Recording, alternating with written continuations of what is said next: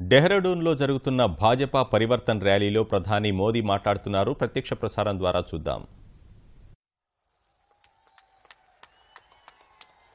और इसलिए मैंने देखा है माताएं बहनें जंगलों में जाना, लकड़ियां ढूंढ करके लाना, लकड़ी गीली न हो इसकी चिंता करना। और जब एक मां, गरीब मां खाना पकाती है लकड़ी के चूल्हे से, एक दिन में उस गरीब मां के शरीर में खाना पकाती है, उसके कारण लकड़ी के चूल्हे के जलते हुए जो धुआं निकलता है, एक दिन में गरीब मां के शरीर में 400 सिगरेट जितना धुआं उसके शरीर में जाता है। 400 सिगरेट का धुआं जिस मां के शरीर में रोजाना जाता होगा, वो मां की तबीयत का हाल क्या होता होगा, उस मां के बच्चों का क्या हाल होता होगा। क्या मेरी इन माताओं को बचाना चाहिए कि नहीं बचाना चाहिए? इन मां बहनों के सुख शरीर स्वास्थ्य की चिंता करनी चाहिए कि नहीं करनी चाहिए? इन मां बहनों को धुएं से मुक्ति दिलानी चाहिए कि नहीं दिलानी चाहिए? भाइयों बहनों, हमने बीड़ा उठाया और अब तक लाखों परिवारों में गैस का चूल्हा पहुंच गया है, गैस का सिलेंडर पहुंच गया है। उन मां बहनों को धुएं से मुक्ति मिल चुकी है। उत्तराखंड में भी ऐसे हजारों परिवार हैं जहां हमने कोई पहचान के बिना गैस का सिलेंडर पहुंचा दिया है। आप मुझे बताइए भाइयों बहनों, एक आवाज से बताइए, पूरी ताकत से बताइए, एक गरीब मां को धुएं से मुक्त कराना क्या ये अमीरों का काम है? ये अमीरों के लिए योजना है? ये अमीरों का भला करने के लिए काम कर रहे हैं? आप मुझे बताइए, ये गरीबों के कल्याण का काम है कि नहीं है? ये गरीबों के कल्याण का काम है कि नहीं है? ये गरीबों का भला करने का काम है कि नहीं है? ये गरीबों की जिंदगी बदलने का काम है कि नहीं है? भाइयों बहनों, हमने एक निर्णय किया, ये उत्तराखंड की धरती हर घर में जीजा माता है, हर घर में शिवाजी पैदा होता है। मां भारती के लिए मौत को मुट्ठी में लेकर के जान की बाजी लगाने वाले वीर हर परिवार में है। ऐसा उत्तराखंड है। 40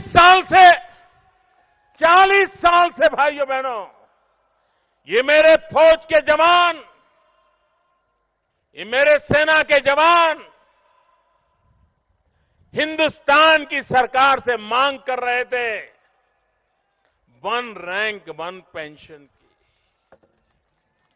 और सेना के लोग डिसिप्लिन में रहते हैं,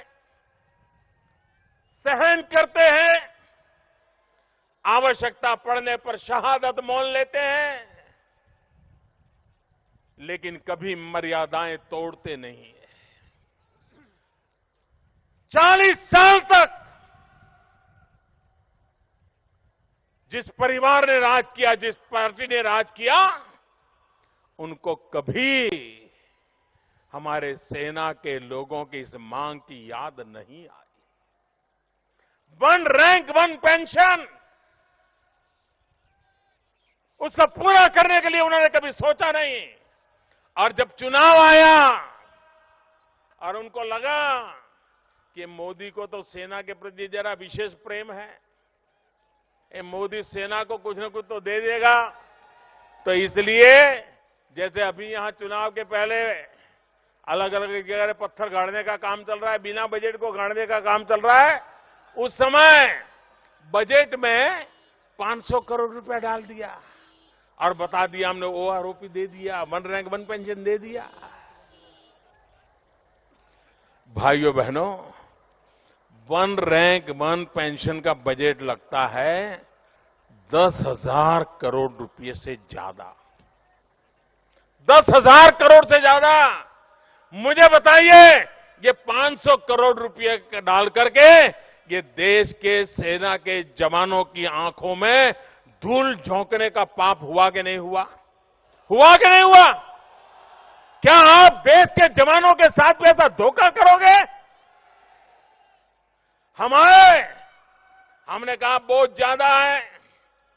मैं सेना के जवानों से मिला, मैंने कहा भाई ये 10,000 करोड़ रुपया एक मुश्त देना तो देश के कई काम अटक जाएंगे, आप मेरी मदद कीजिए।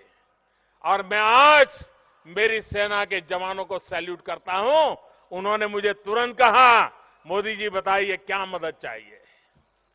मैंने कहा कि एक किस्त में पैसे नहीं दे पाऊंगा, इसके 4 टुकड़े कर दिए जाए, 4 किस्त कर दी जाए और आपको 4 किस्त में पैसे पुराने भी दे दूंगा।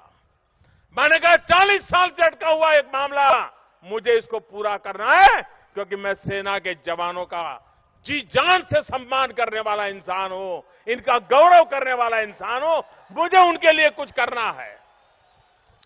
आज मैं उन सेना के जवानों को सलाम करता हूं कि सरकार की कठिनाई को समझा और भाइयों बहनों वन रैंक वन पेंशन का निर्णय हो गया।